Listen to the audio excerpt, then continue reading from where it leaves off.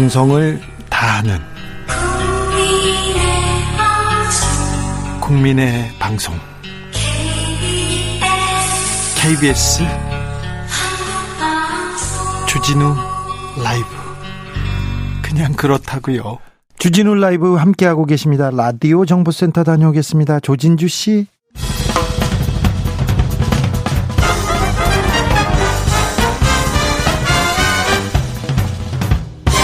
훅 인터뷰. 모두를 위한, 모두를 향한, 모두의 궁금증 훅 인터뷰. 국민의힘 대변인 선발 오디션이 막을 내렸습니다. 나는 국대다. 국민의힘 새 대변인으로 20대 청년 2명이 선발됐는데요. 토론 배틀 화제였고요. 심사위원도 화제가 됐습니다. 오랜만에 보는 얼굴이었는데요. 전여옥 전 새누리당 의원, 안녕하세요. 네, 안녕하세요. 잘 지내시죠? 네, 개인 전욕의 삶을 재미있게 살고 있고요. 네. 정치를 할 때는 남의 인생을 산다는 생각을 하고 또 그렇게 해야 되는데요. 개인 전욕의 삶을 사니까 재밌고 좋죠. 아, 그렇습니까? 목소리도 밝아지셨습니다. 원래 정치 안 하면 그렇게 됩니다. 아, 그래요? 네. 자, 힘든 일이죠, 정치는. 그렇습니까?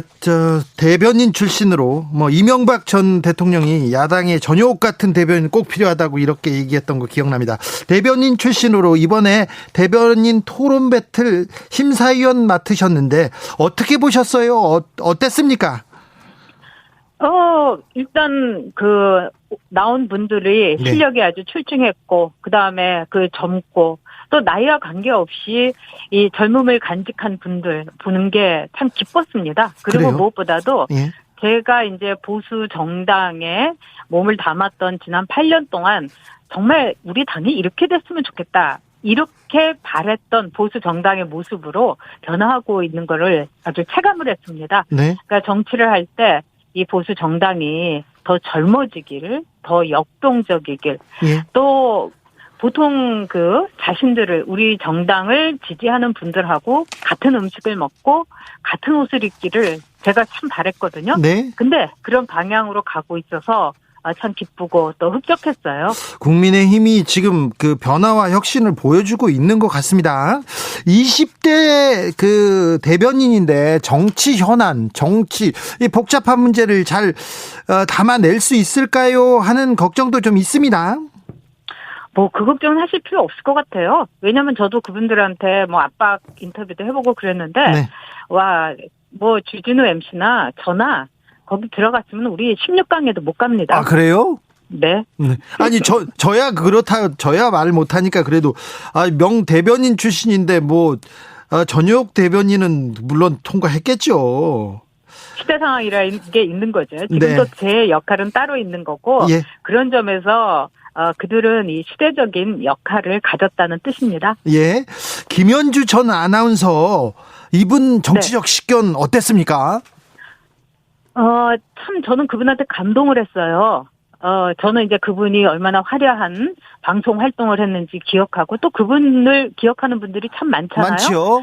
네. 그런데 그냥 오디션에 처음부터 끝까지 계단을 하나 밟아가지고 이 4강에 오르는 모습을 보고, 또 그분의 나이가 56이에요. 근데 물론 요즘은 50대면은, 그리고 여전히 아름답고, 지성미가 뿜뿜 하시는데, 저는 그분이 계단을 하나하나 밟은 그 과정 자체가 우리 사회에서 지금 가슴 아파하는 잃어버린 공정을 다시 되찾는 그런 모습이다, 이렇게 생각해서 개인적으로는 참 그분을 보는 것 자체가 굉장히 감동했고, 최선을 다해서 이렇게 답을 스스로 구하는 모습이 제가 사실 울컥하긴 했습니다. 그래서 그분한테 힘든 질문을 드려서 이거 내가 괜히 너무 힘든 질문을 드린 게 아닌가, 이런 생각까지 할 정도였어요. 울컥할 정도였어요? 현장에서 보면 그렇습니다. 네. 그러니까 그분이 이렇게, 김현주 씨가 이렇게 대답을 할 때 얼마나 이제 자기 자신이 이 정답을 말하고 최선을 다하고자 하는, 그래서 그 방송 경력이 그렇게 오래된 분인데 이 손이 이 발을 떨릴 때가 있더라고요. 그래서 그걸 볼 때 제가 굉장히 놀랐습니다. 왜냐하면 정말 친인의 모습으로 나는 새로 시작한다. 그리고 이 친구들하고 어떻게 보면 아들뻘인데 똑같이 시작한다. 그런 자세 감동적이었죠. 네. 정치권 상황도 좀 여쭤보겠습니다. 윤석열 전 검찰총장 대선 출마 선언하고 그다음에 행보를 이어가고 있는데 대변인 출신 정치인으로서 어떻게 보고 계십니까? 저는 상당히 그 플랫폼이 잘 된 분이라고 생각을 합니다. 그래서 이 검사를 했다가 또 정치에, 특히 여의도 정치에 낯설 거는 뭐 당연한 거죠. 그런데 그 낯을 익히는 과정이라든가 이 적응하는 과정이 굉장히 빠르고요. 네. 그런 점에서는 지금 지지율이라는 거는 막 엎치락뒤치락 할 수 있지만은 자신의 정치를 위해서 벽돌을 한 장 한 장 쌓아가고 있다. 그리고 거기다가 시멘트까지 바르고 있다. 이런 생각이 듭니다. 나름대로 저는 굉장히 성공적이라고 봅니다. 성공적으로 지금 진입하고 있는데 장모 사건이나 특별히 부인께서 이렇게 막 인터뷰하는 부분 이런 걸 보면 대변인 출신으로 조금 부족한 부분이 보입니까? 아니요. 저는 그 부인이 인터뷰 잘하셨다고 생각합니다. 인터뷰 잘했습니까? 네. 왜 그러냐면은 지금은 우리가 10년 전하고도 다르고요. 5년 전하고도 달라요. 그러니까 지난 대선이나 지난 대선하고 다릅니다. 왜냐하면은 많은 분들이 정보를 이제는 공평하게 다 나누어 갖고 있는 거예요. 그런 점에서 뭐 줄기라는 이름으로 뭐 호스테스를 했다. 이런 말에 대해서는 본인이 빨리 거기에 대해서 정리하고 넘어가는 게 저는 낫다고 생각하고요. 예? 또 그거보다도 더한 일들이 뭐 상대 진영이나 또 뭐 이쪽 진영에도 있을 수 있습니다. 그래서 각계격파하고 빨리빨리 이 분리수거하고 이러는 것이 필요한 이 시대의 정치적 상황이다. 이렇게 봅니다. 네, 알겠습니다. 최재형 전 감사원장은 출마 선언을 앞두고 있는 것 같습니다. 글쎄요. 저는 뭐 그분은 잘 모르겠어요. 그래요? 네. 아직 뭐 선언을 한 것도 아니고 보여준 것도 없으니까요. 아니 그렇게도 하고 이 감사원장을 이제 하셨는데 그동안에 이제 윤석열 총장 같은 경우는 그야말로 이제 전쟁에 참가해서 아주 장렬하게 전사를 각오하고서 싸웠죠. 네. 근데 이제 최재형 전 감사원장의 경우에는 이분이 과연 전사인가? 네. 그리고 이분이 정치라는 이 거친 이 배틀필드를 감당할 수 있으실 건가? 네. 이런 점에서 저는 약간 의문을 가지고 있습니다. 네. 개인적으로. 근데 뭐 어떤 점에서 이렇게 볼 때 이리 보고 저리 봐도 이분은 거의 흠이 없고 또 많은 분들이 이 파면 팔수록 미담이 나오는 파판이다 이렇게 얘기하니까 저도 지금부터 만약에 그분이 정치를 하시겠다 이렇게 하면은 주의 깊게 볼 생각입니다. 네. 홍준표 의원은 어떻게 보고 계십니까? 예전에 홍준표 대표가 전효옥 대변인 한나라당 최고의 전사라고 막 추켜 세운 거 기억납니다. 네, 저도 기억하고 있죠. 네. 그리고 뭐 그분이 추켜 세운 게 아니라 실제로 제가 그랬습니다. 네. 최고의 전사였죠. 네. 저처럼 홍준표 의원도 최고의 전사라고 생각합니다. 네. 그래서 지난 이제 4.15 총선에서 공천을 받지 못해가지고 이렇게 무수한 각계 전투를 거치면서 살아 돌아왔기 때문에 정치에서는 이런 생존 능력이 최고입니다. 그걸 우리가 권력의지라고 얘기하죠. 그런 점에서 아주 탁월한 분이라고 생각하고 지금 이제 홍준표 의원이 뭐 몇 가지 뭐 저도 이렇게 받아들이기 어려운 발언을 하시는 거는 사실이지만 그러나 제가 지난 8년 동안 보아왔던 홍준표 의원은 훌륭한 정치인이었다. 저는 이렇게 보고요. 또 하나 이 홍준표 의원이 지난 그 4년 전에 그 대선에서 보여줬던 홍준표의 정치 공약이라든가 이런 건 지금 봐도 매우 훌륭합니다. 그런 점에서 홍준표 선수가 좀 여유를 가지고 이번 대선 레이스를 시작을 했으면 하는 바람을 갖고 있습니다. 저는 정치적인 애정을 홍준표 의원에게 갖고 있어요. 네. 홍준표, 최재형, 윤석열 훌륭한 점을 계속 얘기하고요. 국민의힘 대변인 토론 배틀 아름답게 마무리하셨는데 문재인 대통령에 대해서는 철창안이 편해 보인다. 이 글은 좀 너무 심하신 거 아닙니까? 그거는 글쎄요. 이 주진우 MC가 워낙에 진영에 그 앞에 계신 분이니까 그렇게 생각하는 게 아닌가 싶습니다. 저는 굉장히 놀랬어요. 왜요? 왜 그러냐. 지금 나라가 엄청 어려운 상황이고요. 무엇보다도 북한 내부 사정도 굉장히 심각해요. 식량난에다가 코로나 위기에다가 그리고 이제 국경을 비롯해가지고 극도로 이제 폐쇄 상황을 통해 가지고 이 코로나와 모든 걸 견디고 있기 때문에 뭐 식량은 물론이고 에너지 다른 물품들이 들어가지를 못할 정도예요. 그런데 자, 이런 상황에서 문재인 대통령이 그 새끼 강아지한테 이렇게 이 젖을 먹이고 있는, 우유를 먹이고 있는 이 상황이 저는 굉장히 놀라웠습니다. 그래서 어떻게 저렇게 편안하게 생각할 수 있을까? 북한 상황도 지금 엄청나게 위기를 향해서 치닫고 있고, 우리나라도 뭐 부동산 뿐이겠습니까? 다 어렵지 않습니까? 그런 점에서 많이 놀랐죠. 놀랐습니까? 그래도 네. 문재인 집사 이런 표현은 그 본인께서 그러신 거예요. 그때 선거운동 할 때 이 강아지 집사 뭐 애묘인 뭐 이런 거 많이 얘기하잖아요. 네. 네. 강아지 집사란. 대통령이 동물을 안 좋아하시는군요. 대통령이 너무 한가해 보인다 이런 말이었군요. 중의적 표현이 아니라. 네. 뭐 여러 가지로 그 글을 쓸 때는 네. 이미 글을 생산하고 나면은 그 글을 해석하는 것은 독자들의 몫입니다. 네. 아무튼 중의적 표현으로 쓴 건 아니다. 전직 대통령이 또 철창 안에 있어서 또 이런 얘기를 하셨나 이런 생각도. 불편하게 보인다고 하는 것보다는 낫지 않습니까? 그래요? 네. 알겠습니다. 자, 그러면 아까 문재인 대통령에 대해 정부에 대해서는 조금 비판 어린 그 이야기를 해주셨는데 1년 남지 않았습니다. 자, 지난 4년 문재인 정부의 4년은 어떻게 보시고요? 앞으로 이 부분은 좀 고쳐야 될 텐데 좀 얘기해 주십시오. 글쎄 이거는 정말 제가 길게 얘기하고 싶지 않은데요. 네. 한마디로 지난 4년은 다시는 경험하고 싶지 않은 나라였습니다. 그리고 앞으로 제가 볼 때는 정말 자신이 잘못한 정책, 이 부분에 대해서 빨리빨리 수정을 해서 네. 더 큰 피해가 우리나라의 경제나 시장이나 또는 시스템에서 없도록 하기를 바랍니다. 예. 저는 문재인 정부에 대해서 처음에는 기대를 했어요. 왜 그러냐. 지난 보수 정권이 너무 참담했기 때문에 박근혜 대통령의 탄핵의 이 과정이 모든 보수 정치는 물론이고 보수 정당을 지지하는 사람들에게 너무나 큰 상처를 남겼어요. 그래서 문재인 정권이 탄생했을 때 진영 불문하고 그래. 이 진보 좌파 정권은 얼마나 잘할 수 있는지 한번 내가 보겠다.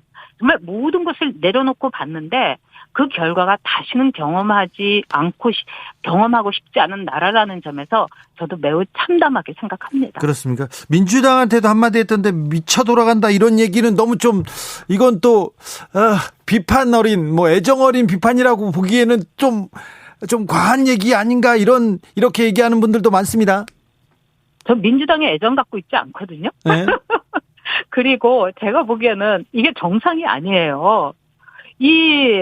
생각해보세요. 대선 후보 토론에서 뭘 벗겠다는 말을 한다든지, 거기다가 또 추미애 후보는요, 어떤 경로로 추미애 후보가 이재명 후보의 도우미 겸 호위무사가 됐는지, 이것도 정상이 아닙니다. 그동안 그래도 법무부 장관의 스펙을 지닌 분이 갑자기 이재명 후보의 방패막이를 하는 이 놀라움, 이거 정상이 아니라는 뜻이죠. 그래요? 네. 잘 알겠습니다. 오랜만에 목소리 들어서 반가운 분도 많고요. 아무튼 게시판이 뜨거웠습니다. 오늘 말씀 잘 들었습니다. 지금까지 전효옥 전 새누리당 의원이었습니다. 감사합니다. 네, 안녕히 계세요. 정치 피로, 사건 사고로 인한 피로, 고달픈 일상에서 오는 피로. 오늘 시사하셨습니까? 경험해보세요. 들은 날과 안 들은 날의 차이. 여러분의 피로를 날려줄 저녁 한 끼 시사 추진우 라이브.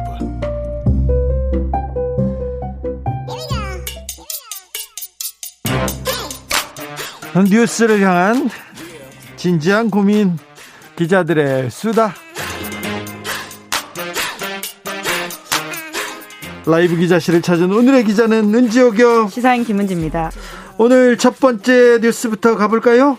네, 검찰의 제19 감싸기 시도가 다시금 드러났습니다. 이거는 어제 오늘 일이 아닌데 조금 그래도 나아졌을 것 같은데 나아졌을 것 같은데 아직도 나아지지 않았습니까? 네, 이제 그 역사가 정말 오래되었는데요. 검찰개혁이 필요한 핵심 이유로도 꼽히고 있습니다. 그래서 그 관련된 사례를 주진우 라이브에서도 여러 차례 전해드린 바가 있습니다. 네, 그런데 국민들도 이걸 생각하고 있어서 그래서 그 힘이 공수처를 만들게 했죠. 네, 그렇죠. 검찰이 수사권과 기소권을 모두 가지고 있었다라는 데서 사실은 이 모든 문제가 출발했던 건데요. 예. 그러니까 비리 검사에 대해서 기소하지 않았다라는 부분이 가장 컸죠. 기소하는 거, 수사에서 감옥에 보내거나 재판에 붙이는 거 있지 않습니까? 이게 엄청난 권리인데 기소하지 않는 권리는 더 커요.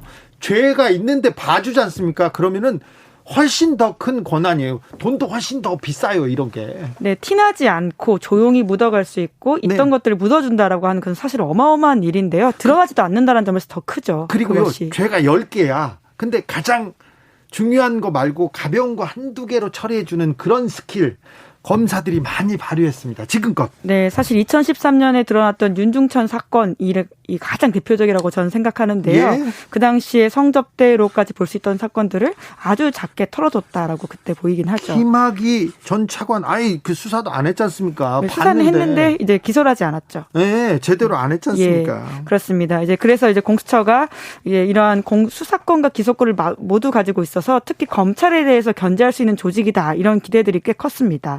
그런데 오늘 아침 한겨레 신문에 따르면요, 검사의 비위 사건을 공수처로 이첩하지 않고 자체적으로 검찰이 수사한 뒤에 종결할 수 있다. 그러니까 셀프 불기소할 수 있다라는 검찰의 방침이 공식 문서로 확인됐다라고 합니다. 지금 공수처를 무력화하는, 그리고 검사들이 자기가 가진 힘을 놓지 않겠다는 그런 가장 중요한 증거이기도 해요. 네, 일종의 검찰의 꼼수라고 할 수 있고요. 말씀처럼 검찰개혁에 대한 보이지 않는 저항이라고 할 수 있습니다. 지금 검경 수사권 조정해서 수사권을 경찰한테 넘기고 또 공수처가 생겼지 않습니까? 그런데 검사들이 중요 수사를 빼고는 다른 수사 안 하기로 했잖아요. 근데 인력, 그리고 비용, 이걸 다 가지고 있어요, 그대로. 아직 검찰은 바뀌지 않고 있습니다. 네, 관련된 문건이 송기현 더불어민주당 의원을 통해서 나왔다라고 하는데요. 대검 내 문건입니다. 네. 이 문건에 따르면 수사 필요성 또는 수사 가치가 없거나 수사를 마친 시점에 혐의를 입증할 증거가 부족하여 혐의 없음 등 불기소 결정을 할 경우에는 공수처에 이첩할 대상이라고 볼 수 없다. 이런 말인 건데요. 그러니까 자체적으로 보고 이야기 안 된다고 하면 공수처를 안 넘기겠다. 이런 이야기들을 내부적으로 했고 공식 문건으로 가지고 있다는 겁니다. 검사가 이거 죄 안 돼요. 근데 나중에 기소해가지고 재판 받아봤더니 징역 3년 나오고 그런 거는 많습니다. 네, 자, 검사 관련 사건 검사들이 대부분 불기소했습니다. 대부분 봐줬어요. 네, 그렇기 때문에 검사 사건은 검사가 하면 안 된다 이런 이야기들이 계속 나오고 있는 건데요. 예? 실제 숫자가 보여줍니다. 국회 법사위 소속 김남국 의원이 법무부에서 제출받은 자료에 따르면 지난 5년간 검사 관련 사건에 대해서 검찰이 한 기소율은 1%에 그쳤다라고 합니다. 네. 거꾸로 말하면 수사 대상이 됐던 검사 100명 중에서 1명만 기소가 된다 이렇게 보면 되는 건데요. 기소가 곧 유죄를 의미하진 않지만 유달리 검찰이 검사 집단에 대해서는 굉장히 엄격하게 기소 잣대를 들이댄다 이렇게 볼 수 있죠. 수사 대상이 된 100명 중에 1명만 기소가 됐어요. 근데 그 수사 대상에 오른 사람 중에 수사를 한 사람은 또 100명에 1명일 건데 그 확률을 어찌해야 될지 구체적으로 좀 얘기해 주십시오. 네, 그러니까 1%라고 하는 게 얼마나 낮은지를 다른 사건과 비교해 보면 알 수 있는데요. 예? 2019년에 검찰의 전체 사건 불기소율이 59%라고 합니다. 네. 그러니까 이것과 비교하면 얼마나 차이가 나는지를 알 수가 있고요. 2016년, 17년, 2018년, 19년, 2020년 계속 98%에서 99% 사이 기소율, 불기소율입니다. 네. 검사들은요? 네, 검사만 그렇죠. 59대. 네. 59대 99 99 이렇게 보면 이렇게 되죠. 봐야 됩니다. 검찰은 뭐라고 합니까? 네, 대검 관계자가 한겨레와 통화해서 이렇게 이야기했다라고 하는데요. 공수처가 검사 비위에 대한 전속 수사 권한을 가진 게 아니다. 이렇게 이야기했다고 합니다. 그러니까 우리도 할 수 있다라고 하는 말인 건데요. 그 근거로 공수처법 24조 들었다라고 합니다. 여기에 따르면 그 수사하는 게 적절하다고 판단되면 이첩 요청해서 응할 수 있다. 이런 이야기가 있거든요. 그러니까 경우에 따라서는 보낼 수 있고 아니면 또 우리가 할 수도 있다. 이런 취지의 이야기를 하고 있습니다. 이건 안 되죠. 검사 수사는 검사가 하면 안 됩니다. 그런데 자기네들이 계속 하고 있다고 할 수 있다고 우기네요. 네, 이제 이런 검찰의 태도는 공수처의 설립 취지에 어긋난다라는 비판을 받고 있고요. 네. 또 이제 공수처가 처음 만들어지다 보니까 관련된 법이 굉장히 좀 정교하지 못한 부분들이 있어요. 많아요. 네, 이제 이런 것들이 좀 법 개정이 필요하다라는 지적도 있습니다. 그러게요. 참 8237님께서 검찰개혁 아이고 이 숙제는 언제 끝날까. 그런데요. 엄청 많이 했습니다. 검경수사권 조정됐고 공수처가 지금 생겨가지고 가고 있어요. 그런데 앞으로 몇 걸음 더 가야 될 것 같습니다. 이 검찰 개혁은 시작이 어려웠는데 시작을 잘 출발을 해서요. 성과를 볼 수도 있을 것 같습니다. 국민들이 조금 더 관심을 가지면 검찰 개혁으로 조금 속도를 낼 수 있을 것 같습니다. 이거 빨리 해야 되는데 급히가 아니라 전광석화처럼 해야 되는데 그런 생각해 봅니다. 다음 뉴스로 가볼까요? 네, 국회 본회의장이 혹시 노키즈존이라는 사실을 알고 계십니까? 몰랐어요. 네. 어린 애가 있는 국회의원이 없었죠. 그리고 어린 애들을 데리고 가는 그런 국회의원 못 봤죠. 네, 사실 해외에서는 종종 보이는 장면이긴 한데요. 그렇죠. 지금까지는 말씀처럼 국회의원이 주로 중년 이상의 남성이 많았기 때문에 이런 장면이 굉장히 낯선 장면이었습니다. 그런데 저 용해인 의원 때문에 이 얘기하시는 거죠? 네, 그렇습니다. 앞서서 또 이런 사건들이 있었는데요. 그렇죠. 국회 본회의장이 노키즈존이다 이런 사실을 일깨워준 사건이 앞서서도 있었습니다. 네. 지난 2019년 재임 중에 두 번째로 출산을 했던 신보라 당시 자유한국당 의원이 있었는데요. 신 의원이 2019년 3월 달에 6개월 된 아이를 데리고 본회의장에 출석하게 해달라 이렇게 문희상 국회의장에게 요청한 바가 있습니다. 근데요. 왜냐하면 이제 국회법이 151조에 따르면요. 본회의장 안에는 의원, 국무총리, 국무위원, 그리고 그 밖에 의안 심의에 필요한 사람, 또 의장이 허가한 사람만 들어갈 수 있습니다. 그래서 의장 허가가 필요했었는데 그 당시 문 의장은 불허했습니다. 아, 그래요? 네. 그 전에 장하나 더불어민주당 의원도 이런 문제를 가지고 좀 토론을 했던 것 같은데요. 네, 첫 번째 그러니까 헌정사상 처음으로 재임 중에 출산을 했던 의원이 장하나 의원이고요. 두 번째가 신보라, 세 번째가 용해인 의원 이렇게 지금 환경과 장면들이 바뀌고 있습니다. 용해인 의원이 아이를 안고 국회로 오는 모습은 봤는데 본회의장 들어갔습니까? 그럼? 아니 지금도 가능하진 않아서요. 그래서 네. 관련된 법안을 냈다라고 합니다. 네. 그러니까 개정안을 냈다라고 하는 건데요. 국회의원이 그러니까 법을 만드는 사람이니까 법을 만들었어요. 그렇죠. 국회 회의장 아동 동반법이라고 하는데요. 이걸 좀 통과시켜달라라는 내용입니다. 네. 국회 회의장에 수유가 필요한 24개월 이하 영아와 함께 출입을 허용해달라라는 건데요. 그러니까 이것이 단순히 들어간다라는 게 아니라 이 자체가 보여주는 시그널이 아주 크다라고 보면 될 겁니다. 예. 왜냐하면 대한민국에서 여성은 임신, 출산, 육아의 과정을 혼자 감당하는 경우가 많은데 그런 부담이 저출산의 원인이 된다. 이렇게 용 의원은 지적하고 있거든요. 예. 그래서 이제 공적 지원을 늘려서 성평등한 돌봄 시스템을 마련해야 된다라고 주장을 하면서요. 이러한 법안을 냈다고 설명하고 있습니다. 예. 외국에서는 이런 모습 많이 보는데. 네, 그렇죠. 이제 슬슬 보이기 시작하는 것들도 있고요. 당장 과거부터는 아니지만 이제 더 많아지는 장면이긴 합니다. 네. 아마 기억하시는 가장 대표적인 장면은 2018년에 저신다 하던 뉴질랜드 총리가 3개월 된 딸을 데리고 유엔 총회에 참석한 적이 있어서요. 네. 굉장히 전 세계적인 집중을 받은 바가 있고요.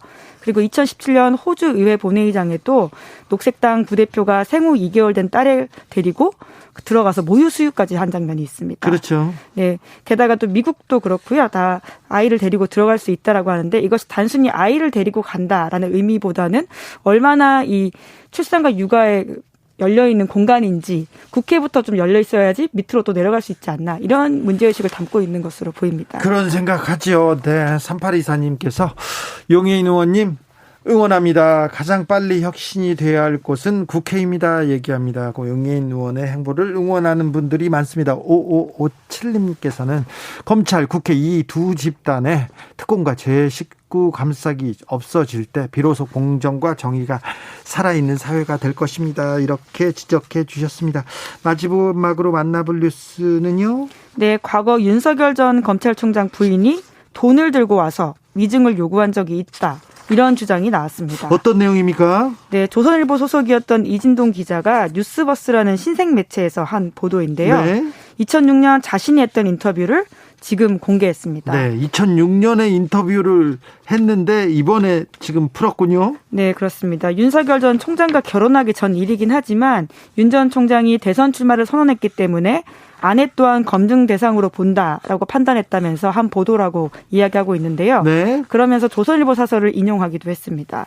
윤 전 총장 본인의 법적 도덕적 책임이 없다 할지라도 주변 사람들의 행적 자체로 유권자들의 선택에 영향을 미치게 될 것이기 때문에 이런 보도를 한다라고 이야기를 하고 있는데요. 조선일보 사설을 인용했을까요? 왜? 자, 그 내용으로 가볼까요? 네, 조선일보조차도 이렇게 이야기하고 있다라는 걸 아마 말하고 싶었던 것 같은데요. 네. 2006년 윤석열 전 총장의 장모인 최은순 씨, 그러니까 당시는 장모가 아니긴 했는데요. 현재로서는 그렇습니다.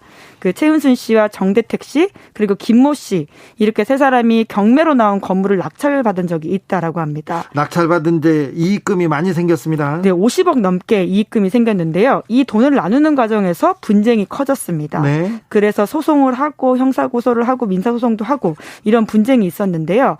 당시에 이런 갈등으로 인해서 정대택 씨가 1심에서 징역 2년형을 받았습니다. 예. 그런데 이런 1심의 유죄의 결정적인 진술을 한 게 백아무개 씨라는 법무사였거든요. 법무사가 가운데 있었어요. 네, 그런데 이 사람이 2심에서 말을 바꿉니다. 네. 내가 1심에서 최은수 씨 쪽에 유리하게 거짓말을 해줬다. 그러니까 위증했다. 이런 이야기를 했고요. 돈도 받았다고 했죠. 네, 2억 원도 받았다. 이런 이야기를 그 당시 했다라고 합니다. 네, 그런데 1심에선 얘기했다가 2심에서 말을 바꿨다고요. 그래서 어떻게 됐습니까? 네, 이제 그런데 이러한 백 씨의 진술 번복이 그 재판에는 영향을 미치지 못했는데요.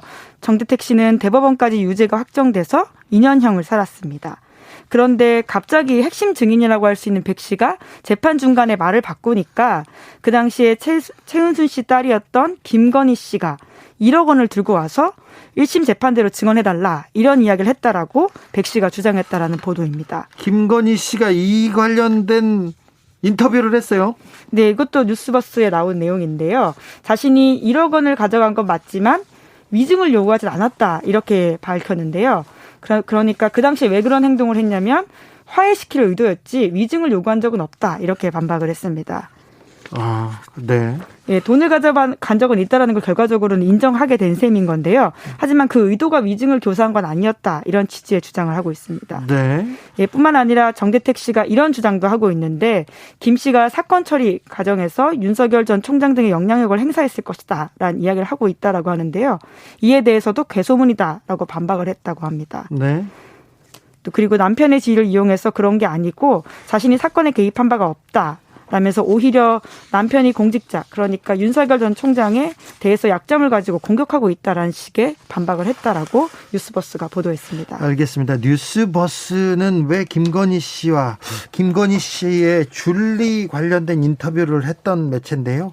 김건희 씨 관련된 의혹들을 계속해서 보도하고 있습니다. 이 내용이 정확히 뭔지 저희가 조금 시간을 갖고 자세히 설명하는 자리를 마련하겠습니다. 금방 마련하겠습니다. 기자들의 수다 지금까지 시사인 김은지 기자와 함께했습니다. 감사합니다. 네, 감사합니다. 교통정보센터 다녀올게요. 이승미 씨.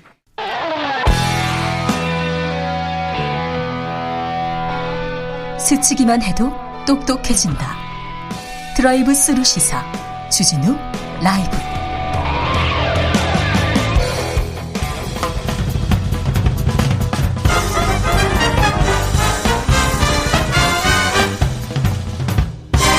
훅 인터뷰. 훅 인터뷰 이어가겠습니다. 여권 야권 대선 출마 선언 이어지고 있습니다. 그런데 출마 선언문에 꼭 들어가는 게요, 공정, 민생, 경제 이런 겁니다. 그런데 빠진 게 있습니다. 바로 기후위기, 환경에 관한 정책들은 보이지 않습니다. 이 문제 좀 짚어보겠습니다. 황인철 녹색연합 기후에너지팀장, 안녕하세요. 네, 안녕하십니까. 대선에 출마한 후보들의 그 공약을 쭉 훑어보는데 기후위기 관련된 공약은 잘 보이지 않습니다. 네, 그렇습니다. 지금까지 출마 선언을 여권, 야권 공동적으로 계속 하고 있고, 민주당 같은 경우는 지금 예비 경선하고 있지 않습니까? 예. 예비 경선 후보들이 지금 주요 공약을 공개를 하고 있습니다. 그래서 저희가 출마 선언문하고 주요 공약들을 지금 좀 분석을 해봤는데요. 예. 사실상 기후위기를 진지하게 자신의 정치적인 어떤 비전과 목표로서 제시하고 있는 후보는 없다라고 이제 평가가 되고요. 아예 없습니까? 출마 선언문 중에서 기후 위기를 언급한 후보는 단 한 명에 불과합니다. 누굽니까? 민주당의 박용진 후보가 기후 위기란 단어를 언급을 했는데 그렇다고 해서 이게 본인의 어떤 정치적 비전의 주요한 의제로 다룬다기보다는 그냥 시대 배경을 설명하는 과정에서 한 차례 언급한 것에 불과하기 때문에 네. 이 또한 어떤 좀 진지하게 다루고 있다라고 보기 어려울 것 같고요. 그리고 공약을 더불어민주당 예비 경선 후보들 공약을 분석했을 때 이재명 후보하고 최문순 후보가 기후 위기를 언급하고 있잖아요. 이 또한 어떤 성장 전략을 언급하는 맥락이나 개헌에 들어갈 내용을 언급하는 정도였지 구체적이고 어떤 핵심적인 의제로서 제시하고 있지 못하다 이렇게 평가할 수 있겠습니다. 그래도 이재명, 최문순 후보는 기후위기에 대해서 얘기하고 있는데 다른 후보들은 없습니까? 두 후보 말고 기후위기 자체를 언급하고 있는 사례는 없고요. 그리고 한 후보가 이제 뭐 그린 성장 이런 정도로 언급한 사례만 찾아볼 수 있었습니다. 그린 성장이요? 이명박 네네. 전 대통령도 맨날 그린 했었는데 녹색. 저희가 기후위기 시대에 지금 녹색 성장이라는 게 이미 이명박 정부 시절에 실패한 걸로 거의 판단이 나지 않습니까? 이게 경제 성장의 하나의 수단으로서만 녹색과 기후를 가져다 쓰는 것은 굉장히 심각한 문제다. 오히려 해결을 어렵게 한다 이렇게 보고 있습니다. 팀장님, 자 네. 대선 후보들이 이 공약에 이런 공약은 좀 포함됐으면 하는 게 있습니까? 일단은 저희가 우리 향후 굉장히 우리나라뿐만 아니라 전 세계적으로 우리 국민들이 삶을 좌지우지하게 될 것이 바로 기후위기 문제이기 때문에 네. 기후위기가 우리 국가와 정부가 또 정치가 해결해야 될 최우선 과제라는 것을 우선 인식하는 철학이 필요할 것이라 보고요. 네. 그러한 관점에서 공약에는 당연히 이러한 기후위기 해결을 위해 지금 정책적으로 해결해야 될 문제, 예를 들면 2030년 이전까지 석탄 발전을 끈다랄지 또 우리가 수출하려고 하는 해외 석탄 수출을 중단한다랄지 또한 탄소 다배출하게 될 여러 가지 공항, 신공항 사업, 토건 사업 이런 것들을 중단하는 것 또한 앞으로 산업 전환이 대대적으로 필요할 텐데 이 과정에서 노동자, 농민, 지역 주민들의 삶을 보호하고 그들의 권리를 지킬 수 있는 정의로운 전환 계획이랄지 이런 부분들이 꼭 필요하다라고 생각이 들고요. 더 근본적으로는 저희가 너무 경제 성장률만 마치 국가의 최고의 목표인 것처럼 달려왔는데 사실 이런 경제 성장률만이 아니라 국민의 전반적인 삶, 기후위기 대응, 환경의 질의 개선 이런 것들이 전체적인 정치적인 목표로 삼아야지만 저희가 올바른 기후 대응을 할 수 있고 기후위기 시대에 올바른 정치가 이루어질 수 있다 이렇게 보고 있습니다. 해외 사례는 어떻습니까? 해외 대선 과정에는 기후 위기가 가장 중요한 의제가 되기도 한다는데요. 뭐 유럽이나 미국의 사례를 보면 우리나라보다는 좀 더 주요한 정치적 의제로 다루고 있는 것 같고요. 최근에 이제 미국의 새로 대통령이 바뀌었지 않습니까? 네. 당시 이제 유력한 또 다른 민주당 내 후보였던 버니 샌더스 후보 같은 경우에는 기후위기 해결과 사회 불평등 해결을 위한 그린 뉴딜 정책을 강력하게 내세웠고 결국에는 뭐 조 바이든 후보가 대통령이 됐지만 그 과정에서 샌더스 후보의 많은 정책들을 흡수함으로써 현재 바이든 대통령의 기후 정책이 많이 반영이 된 것으로 알고 있고요. 유럽의 같은 경우에는 또 이런 기후 위기나 환경 문제를 전면에 내건 정당들이 또 많이 있습니다. 특히 이제 녹색당 같은 경우가 최근 이제 기후 위기가 심각해짐에 따라서 굉장히 많은 선전을 하고 있고 시민들의 지지를 받고 있고 또 유력 후보들이 나오고 있는 것으로 알고 있습니다. 높은 지지율을 보이고 있는 윤석열 후보는 대선 출마 선언을 했고요. 선언문이 있고 그다음에 공약은 구체적으로 나오진 않았지만 계속해서 지금 어제 오늘 탈원전 정책 얘기하면서 원전이 친환경이다 이렇게 좀 탈원전 정책에 대해서 비판적인 입장 확인됐습니다. 어떻게 보고 계십니까? 일부 정당에 팀장님 지금 갑자기 지금 목소리가 안 들려서요. 다시 한번 말씀해 주세요. 네, 일부 정당과 정치인들은 기후위기 대응하려면 원전 가동해야 된다, 원전 늘려야 된다 이런 주장을 하기도 합니다. 그런데 기후위기라는 심각한 위험을 해결하기 위해서 또 다른 위험인 핵발전소를 늘린다는 것은 전혀 해결책이 될 수 없다는 생각이 들고요. 이건 사실 국민의 안전과 생명과 관련된 것인데 지나치게 정략적으로 이용하면서 이것이 굉장히 잘못된 방향으로 나가고 있다라고 생각을 합니다. 뭐 윤석열 총장의 발언이나 이런 것들은 저희는 전혀 동의할 수가 없고 기후위기의 해결책이 결코 핵발전이 될 수가 없다라는 것을 강조해서 말씀드리고 싶습니다. 원전이 친환경이다 이 말은 동의할 수 없습니까? 원전이 친환경이 될 수 없다는 것은 그동안의 후쿠시마 핵사고, 체르노빌 핵사고 등을 통해서 이미 확인된 것이고요.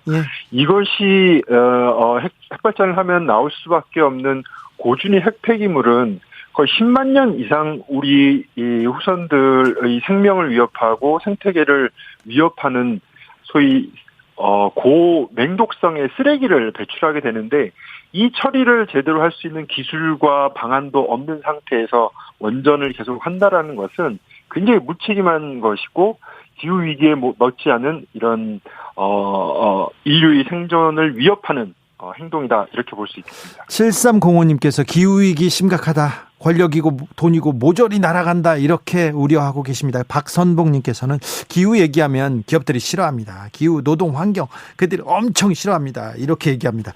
앞으로 대선 후보들 구체적인 공약이 좀 하나둘 발표될 텐데요. 녹색연합에서 기후위기 관련해서 지구를 위해서 공약 제안하시거나 할 계획 있으신지요?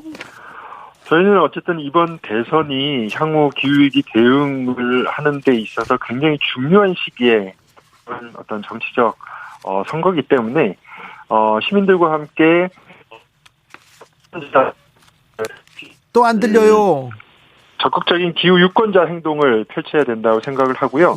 이번 대선에서 기후 의제가 중요한 의제로 최우선 정치적 과제로 다뤄질 수 있도록 다각적인 활동을 펼칠 예정입니다. 네, 지금까지 황인철 녹색연합 기후에너지팀장이었습니다. 네, 감사합니다. 연결 상태가 고르지 못해서 죄송합니다. 주진우 라이브.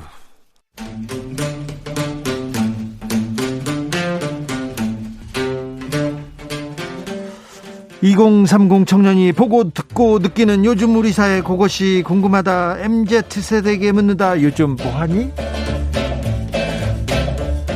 프로게이머 출신 유튜버 황희두 씨 어서 오세요. 네, 안녕하세요. 자, 오늘 준비한 얘기로 가볼까요? 네, 국민의힘에선 최근 나는 국대다라는 대변인 토론 배틀을 했고 민주당에선 대선 예비 경선 국민 면접을 치렀습니다. 네. 그래서 이게 좀 반응이 어떤지를 좀 모아봤습니다. 나는 국대다 국민의힘 인터넷 여론 반응이 조금 뜨거웠습니다. 예, 일단 응원하는 내용을 요약해보면 마케팅이 매우 좋았다. 기존 이미지 벗으면 2030뿐만 아니라 40대도 다 흡수할 것 같다. 그리고 사고 치지 말고 잘하길 빌면서 또 젊어서 좋은 것도 많지만 살아보니 나이 많은 사람들이 하는 말은 다 이유가 있기도 하던데 잘 경청하고 존중해서 수권 정당의 모습을 갖추고 그런 좀 좋은 정당이 됐으면 좋겠다. 이준석 대표가 온 후에 멋지게 변하고 있다. 이런 반응들이 있었고요. 네. 또 비판의 목소리는 처음엔 신선하다고 생각은 했지만 길어지고 과도하게 이슈화되다 보니 본질에 대한 의구심이 생기기 시작했다. 바뀌어야 할 것은 대변인이 아니라 대변할 주체인 그 당의 기득 세력들인데 그게 변하지 않은 것 같은 그 점을 좀 지적하는 목소리도 있었고. 그렇죠. 바뀌어야 할 것은 대변인이 아니라 네. 그 세력들인데 그렇기도 하네요. 예, 이외로도 젊은 피가 젊은이들의 표시면 좋긴 하겠지만 정치사회 경험 없는 대변인이 과연 그 정부 여당의 포퓰리즘과 뭐가 다르냐 이런 지적도 있었습니다. 그래도 20대들이 막 대변인 된다고 하고 그러니까 청년 반응은 좀 반응이 좀 뜨거웠을 것 같은데요. 예, 아무래도 관심을 그래도 이전보다는 훨씬 많이 가지는 것 같습니다. 네. 뭐 청년들의 반응을 보면 토론 배틀 스포 안 당하려고 열심히 노력하고 한마디로 되게 재미있게 봤다, 뭐 이런 반응도 있었고, 또 예전의 토론 배틀보다 더 발전된 게 보인다. 뭐 이번에 그 선발대회를 보면 천재적이라는 뭐 그런 생각이 들었다는 반응도 있었고, 또 부정적인 반응으로는 대변인이 무슨 장난이냐, 무슨 토론 배틀로 뽑냐, 뭐 이런 오디션 프로그램에 대한 얘기랑 좀 비교도 되기도 했습니다. 네. 6175님께서 MZ세대가 마징가 Z세대인데 이거 맞나요? 이렇게. 아니, 그건 아니고 밀레니얼 Z세대입니다. 이분 다 알고 있어요. 그런데 마징가 Z 재미 섞인 말로 얘기합니다. 저는 마징가 Z세대는 맞는 것 같습니다.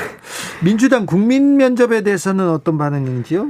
예, 이게 토론과 국민 면접으로 어떤 사람이 대선 후보로 적합한지 알 수 있었고, 뭐 거짓 해명과 말바꾸기는 더 이상 통하지 않는다, 이런 응원의 목소리도 있었는데, 좀 비판적인 목소리는 내로남불이나 무능한 정권이 제대로 된 반성 없이 또다시 기득권 잡겠다고 나왔는데 이걸 어떻게 찍냐, 뭐 그들만의 잔치에 관심 없다, 뭐 이런 의견들이 좀 나뉘었습니다. 응원보다 비판이 좀 더 많았죠. 예, 좀 더 특히 그 앞에 나는 국대다랑 네. 비교를 하면서 이게 뭐 따라간 거 아니냐, 이런 지적들도 좀 많이 있었습니다. 민주당이 지금 청년들한테 지금 마음을 못 사고 있어요.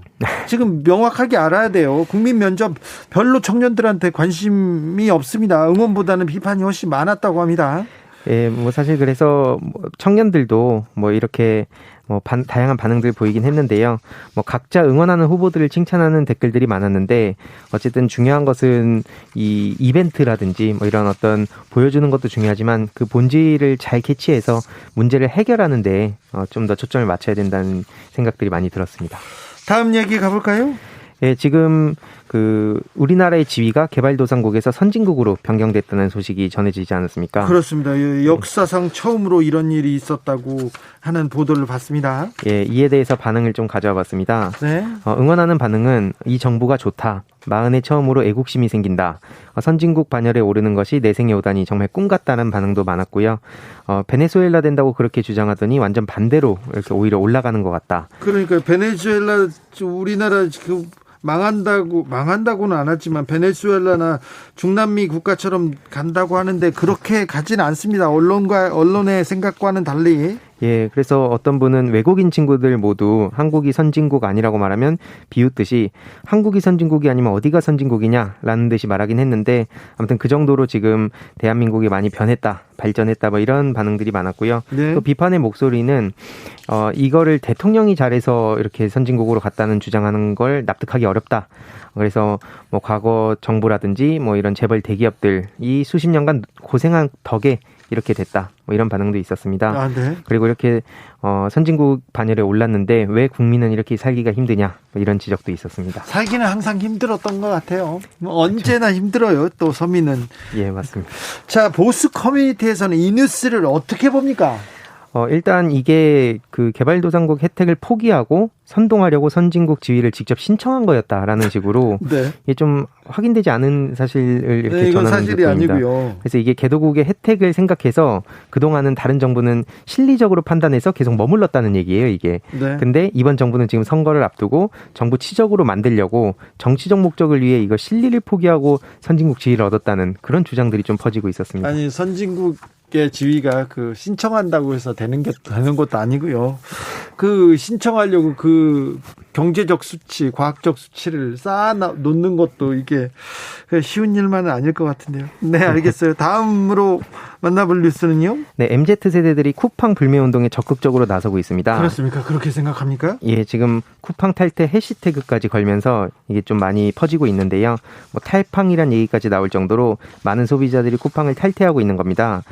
지난 물류센터 화재 이후에 민낯처럼 드러난 노동자 처우 문제, 안일한 대처 방식, 이 고객들의 신뢰까지 이제 다 태워버렸다는 표현이 나오고 있는데요.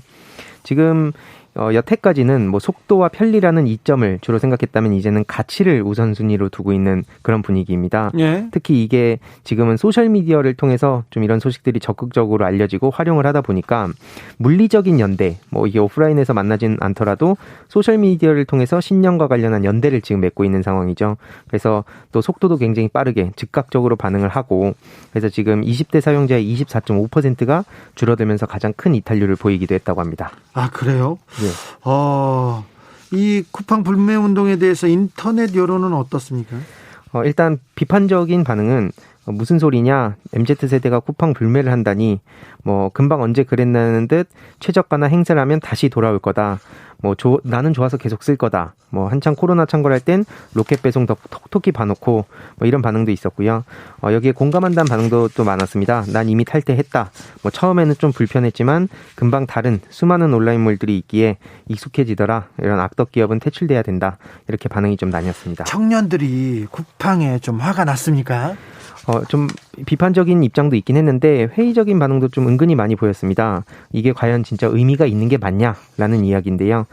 가만 보면 안 쓰는 사람들이 불매 하면서 자꾸 이런 분위기를 조장하는 것 같다라든지, 아니면 또 아무 상관도 없는 사람들이 도덕적 우월감, 정의를 실현시키기 위해 이걸 일방적으로 좀 때리는 모습이다. 이런 주장도 일부 있었습니다. 네. 하지만 일본 불매운동보다 쿠팡 불매운동이 더 시급한 것 같다. 나도 방금 탈퇴하고 앱 삭제했다. 쿠팡 없이 잘 살고 있다. 이런 반응들도 굉장히 많이 있었습니다. 네. 청년들이 쿠팡에 화가 났다고 합니다. 왜 청년들이 화났는지 쿠팡이 잘 아실 거예요. 좀 거듭나기를, 좀 국민들한테, 청년들한테 다가오기를 빌겠습니다. 요즘 뭐하니? 유튜버 황희두 씨, 오늘도 감사했습니다. 네, 감사합니다. 오늘도 수고하고 지친 자들이여 여기로 오라. 이곳은 주기자의 시사 맛집 주토피아 주진우 라이브.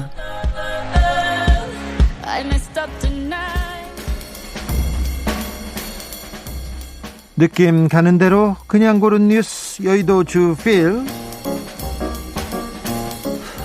동물은 물건 아니다. 법무부 입법 추진, 위자료 배상길 열리나. 헤럴드 경제 기사입니다. 법무부가 이달 중에 모든 동물은 물건이 아니다라는 선언 조항을 담은 민법 개정안을 입법 예고할 예정입니다. 모든 동물은 물건이 아니다. 동물은 물건이 아니죠. 현재는 우리 법상 동물은 물건으로 분류됐습니다. 그래서 동물의 법적 지위 개선에 직접 법무부가 나서기로 한 겁니다. 반려동물이 다른 사람의 잘못으로, 실수로 죽거나 다치지 않습니까? 그러면 지금은 시장 거래가액을 배상받습니다. 그러니까 강아지라면 강아지의 가격만큼만 배상을 받는데, 이제 법이 바뀌면요, 물건에 대한 손해배상은 과 별도로 위자료도 줘야 된다고 합니다. 그러니까 가족이 다치거나 사망했을 때처럼 정신적 손해배상 이렇게 받을 여지가 생기는 겁니다. 모든 동물은 물건이 아니죠. 우리 법도 동물한테도 이렇게 한 걸음 이렇게 더 넓어집니다. 그래서 앞으로 나아가는 것 같습니다. 이소룡 딸, 아버지 비하 타란티노 감독의 지겨운 백인 남성, 프레시안 기사입니다. 타란티노 감독이라고 액션 영화 이렇게 잘 만드는 감독이 있는데요. Once Upon a Time in Hollywood에서 이소룡을 건방지고 오만한 액션 배우로 묘사했습니다. 그리고는 최근에도 이소룡이 한 전기를 인용하면서 과거 영화 촬영장에서 스탠트맨한테 무례하게 대했다고 이렇게 주장했습니다. 그러자 이소룡의 딸이 나섰습니다. 백인 남성들이 1960년대 70년대 할리우드에서 아버지가, 중국인 아버지가 일하는 거에 얼마나 노력했는지 모른다고 반박했습니다. 이소룡은 중국계 미국인이었는데 그 당시만 해도 백인 남성만 있었지 중국계 미국인이 주인공이 되는 그런 일은 없었거든요. 그러면서 이소룡의 업적이 아시아계 미국인에게 자부심을 불러일으키는 것을 가볍게 평가절하한다면서 이렇게 타란티노 감독한테 따끔하게 얘기했습니다. 손주 웃음 주려고 열흘간 시소 타기 도전. MBC 기사입니다. 시소를 타면서 여유를 만끽하고 있는 할아버지가 있어요. 열흘간 시소 타기를 도전 중인 미국인 척 워커씨인데, 척 워커씨입니다. 왜 그런가 했더니 이분이 50년 전에 세계 최대 시소 타기 대회에서 216시간, 그러니까 9일 연속 시소만 타면서 세계 신기록을 세웠답니다. 이는 누구도 깨지 못한 전무후무한 기록인데요. 이 할아버지가 손주를 위해서 특별한 도전에 나섰습니다. 바보 같은 묘기 덕에 수십 년 즐겁게 보낼 수 있었다면서 이번 도전을 통해서 손주에게 손주에게 유쾌한 도전, 손주에게 특별한 경험을 만들어주고 싶었다, 이렇게 얘기합니다. 열흘 동안 시소를 타면서 밥 먹고 용변을 보면서 다 이렇게 해야 된답니다. 손주를 위해서. 이 할아버지의 도전이 꼭 성공하기를 기도하겠습니다. 네. 영화 I am Sam에 수록된 Two of Us 들으면서 저는 여기서 인사드리겠습니다. 오늘도 본방사수 인증 퀴즈 맞추셨습니까? 정답은 3번 주진우 라이브였습니다. 뭔지는 잘 몰라도 5시 5분 KBS 1라디오 주진우 라이브, 이걸 외워두면요 아주 보이스피싱 피하는데 특효입니다. 네. 오늘 오후 6시 현재 코로나19 전국 확진자가 벌써 1000명을 넘었다고 합니다. 서울은 521명입니다. 1000명을 넘었습니다. 다시 코로나 대유행 걱정해야 합니다. 그러니까 조심하셔야 됩니다. 코로나가 우리 문턱까지, 우리 문 앞까지 와 있어요. 그러니까 조심해야 된다. 긴장 늦추지 말고요. 그리고는 저는 내일 다시 오겠습니다. 저는 내일 오후 5시 5분에 돌아옵니다. 지금까지 주진우였습니다.